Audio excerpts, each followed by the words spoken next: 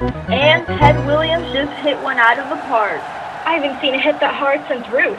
Babe was truly the star of his time, but Ted Williams sure is giving him a run for his money. Pete Fox is up to bat. He's holding his aim. He swings. And it's a miss. The ump has called out strike one. His second swing, and it's a miss. He only has one chance left with 2 outs on the board. Pete takes a breath, readies his bat, he swings, and he misses. It's now the Cardinals' time to shine. It is the start of the 7th inning, and Bobby Carlson is up to bat. This will be an exciting 7th inning. Breaking news. We interrupt this regularly scheduled broadcast to report on the newest information about the battles of El Alamein near the western front of Egypt. The previous battles were between the British Empire's 8th Army and the combined forces of Germany and Italy, known as the Axis. The Axis forces pushed through the Allies' positions until meeting an impasse against the troops led by General Claude Auchinleck in El Alamein. The Axis troops, led by Erwin Rommel, pushed against the 18th Indian Infantry Brigade's defenses at Deir el-Shin on July 1st. Rommel's men continued past Deir el-Shin, but were forced to dig in response to the enemy artillery's fire in the east. Rommel continued the attack on Runestant Ridge throughout the early days of July, being met with strong resistance by the likes of Brigadier Robert Waller and his improvised formation, Rob Cole, as well as flanking maneuvers of the New Zealand 2nd Division and the remains of the 5th Division and 7th Division of the Indians Motor Brigade. Rommel faced other advances as Australian forces took hold of Tel el-Isa, forcing him to direct his attention on reclaiming it. He lost a large number of men, and just a few days later he lost Tel el-Isa. Rommel also lost Unit 621, the intelligence corps that provided him with intelligence from British radio channels. While Rommel was facing the Australian forces, Auchinleck planned to take down the Italian forces that were supporting Rommel, taking several positions but suffering heavy casualties. Unable to conquer the British forces at Runestant Ridge, and pressured by their distance from their base in Tripoli, the Axis forces retreated and regrouped. The next 3 months passed as the Allies spent their time refortifying their bases at El Alamein, and the Axis used it to strengthen their offensive capabilities.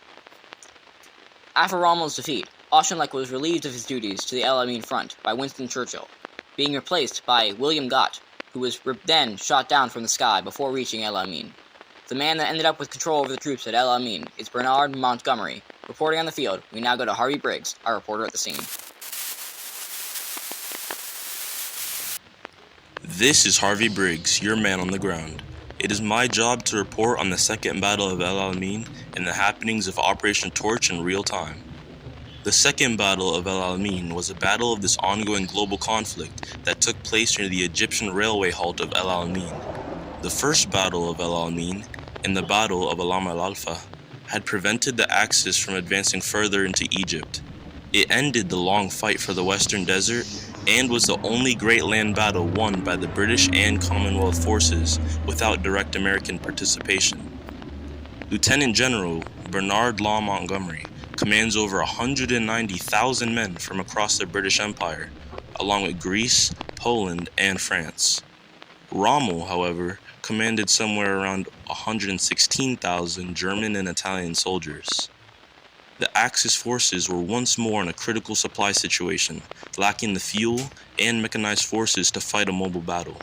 Rommel instead constructed strong defensive positions protected by deep minefields, which he nicknamed the Devil's Gardens.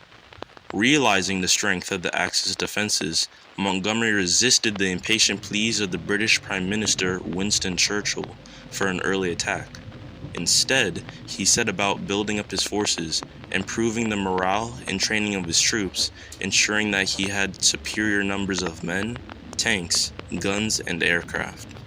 Montgomery unleashed his offensive on the night of October 23rd with a spectacular artillery barrage. The British then established a forward line from where the Axis forces would be engaged and worn down. While they were able to beat off Axis counterattacks, British efforts were hampered as their tanks were held up in the congested minefield corridors and suffered punishing losses from enemy anti-tank guns.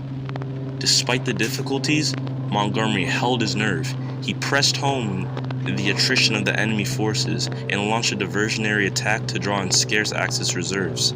He then paused and regrouped before launching his final attack, codenamed Operation Supercharge, on the night of November the 1st and the 2nd.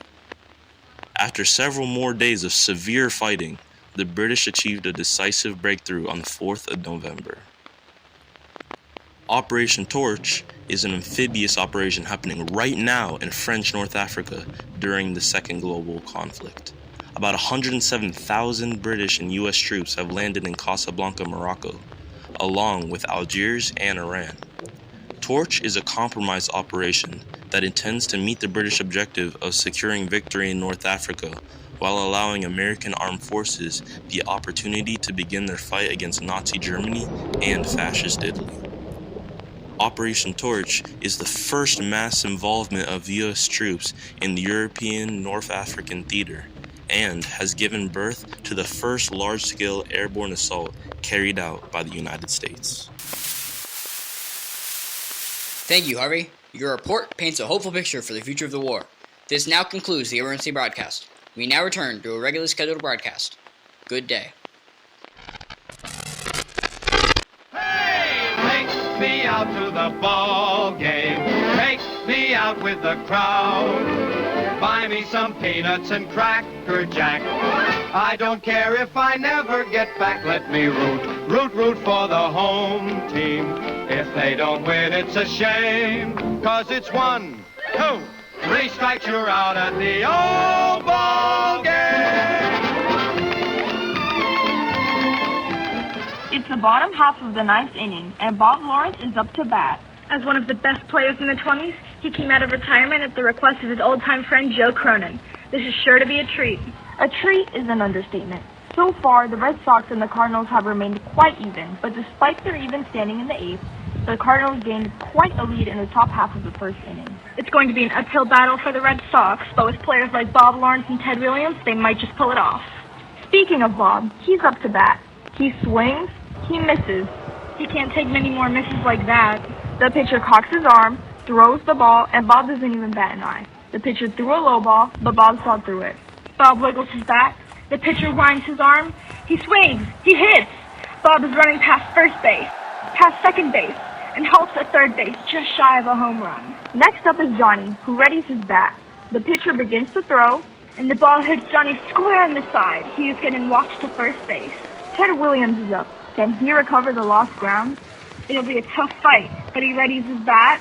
The pitcher raises his arms. He throws the ball and Ted swings his bat.